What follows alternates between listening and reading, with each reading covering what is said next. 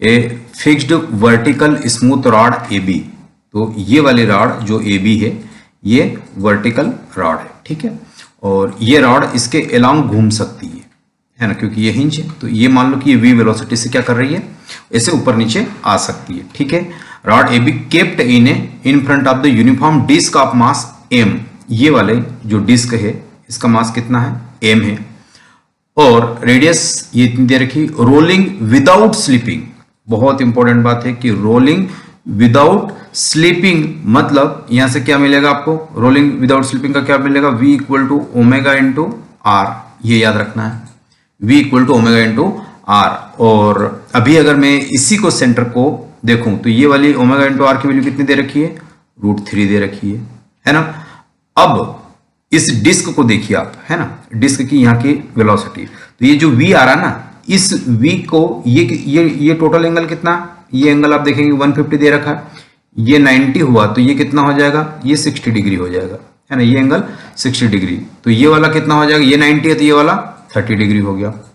इतनी बात क्लियर है। अब अगर ये 30 डिग्री हो गया तो एक कंपोनेंट अलोंग द रॉड कितना होगा, V cos 30। और एक परपेंडिकुलर टू द रॉड कितना होगा, एक अलोंग द रॉड होगा, दूसरा परपेंडिकुलर टू द रॉड होगा, कितना होगा, V cos 30 along the rod हो गया, और दूसरा हो जाएगा V sin 30 nothing but perpendicular to the rod, जो कि इस रॉड को एंगुलर मोशन के लिए जिम्मेदार होगा, ठीक है। वेलोसिटी लेट्स से इसकी हॉरिजॉन्टल वेलोसिटी है ना, यहां। अब ये तो सेंटर की थी यहां की, अब ये यहां पर अगर रहेगा तो VCA यानी velocity of centre of mass of disc plus omega R होती है। लेकिन यहां कितना, R/2 है, तो इस वाले एंड की जो स्पीड होगी वो स्पीड कितनी हो जाएगी, बोलो, वो स्पीड हो जाएगी आपके पास ओमेगा R तो है ही सी, है ना, plus omega R/2 nothing but, है ना। तो ओमेगा R की वैल्यू आपको कितनी दे रखी है, ध्यान से देखिए, √3 दे रखी है, ठीक है, प्लस ओमेगा R/2। तो ओमेगा R की वैल्यू √3 रख दो बाय 2, तो ये √3/2, that is more and more important. तो ये आ जाएगा कितना, 2 और एक 3, तो ये हो जाएगा 3√3/2, है ना। ये आपके पास इसकी वेलोसिटी आई। अब इस वेलोसिटी को भी ध्यान दीजिएगा, ये वाला न्यूमेरिकल कई प्लेटफॉर्म पे गलत सॉल्व कर रखा है ना। और चैट जीपीटी से पूछोगे तो वो तो जान ही रहे हो, क्या जो आता है वो भी भुला देगी आपको। तो ये वाली चीज देखिएगा, है ना। अप्रोच बड़ी सिंपल है। इस वेलोसिटी को अगेन 2 पार्ट में डिवाइड करिएगा। 2 पार्ट कौन सा, एक तो अलोंग द रॉड, एक परपेंडिकुलर टू द रॉड।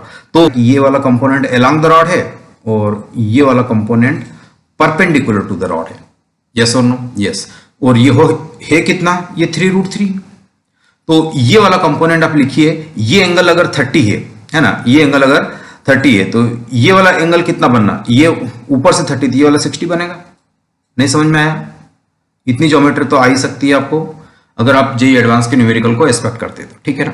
तो ये 60 डिग्री एंगल आया है ना, ये इसके साथ, तो ये 60 आया, तो ये इसके साथ वाला ये वाला कंपोनेंट कितना होगा, ये आई कितनी 3√3, तो ये आ गई 3√3/2, और ये आ जाएगा आपके पास कितना, cos 60, है ना।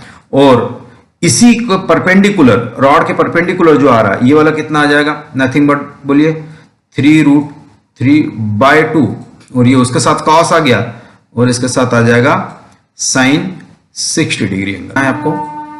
वेलोसिटी है ना along the रॉड क्या रहेगी, इज सेम। तो ये कितनी है, ये वाली वेलोसिटी देखिए, ये आपके पास आ रही है V cos 30, है ना। तो ये देखिएगा V cos 30 मस्ट बी ये वाली along द रॉड, कौन सी वाली है along द रॉड, ये देखिए ये वाली along द रॉड है, तो ये सेम होनी चाहिए।